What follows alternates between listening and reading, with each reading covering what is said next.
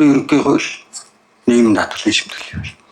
Хоёулаа шууд данс хаадаг. Энд чинь ерөөсөө байгуулгын эрх чөлөөнд шууд яхав хадж байгаа хэлбэр шүү дээ. Нэгсэнд үнийн хөрөнгийг аваачаад дансыг хаачаад тэгээ үйл ажиллагаа явуул гэдэг. Энийг энэ дээр бас тусгаач.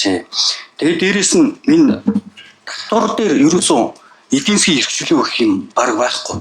Ялах боломж байхгүй маргаа үсэх гэдэг. 47-гийн 3 гэдэг заалт байгаа. Нэгсэндээ би маргалдагч салтайгаа маргалдахад нь татврын албаных нь нөхөр нь хөндлөмгийн хангалтчийг нь шууд томилдог. Тийм учраас би бол маргаанд ялах ямар ч үндэслэл бараг байхгүй. Дээрээс нь дэнчингээд маргалдаж байгаа мөнгөнийх 10%-ийг байршуул гэж байгаа байхгүй. Тэгээ 100 сая төгрөг гэж. Би одоо 100 сая төгрөгөө хэдэн сар байршуулахаа мэдэхгүй. Тэгээ жижиг дунд байгууллага бол татврын маргаан үсгэх ямар ч боломж байхгүй. Гэх мэтлэнгийн ийм зүйлүүдийг эдийн засгийн эрх чөлөөний хуульдаа оруулж тусгаж нааж өөрч. Тэгэхгүй бол энэ чинь хамгийн халдаад байгаа юм энэ хоёр хууль байгаа л гэж хэлэх гэсэн.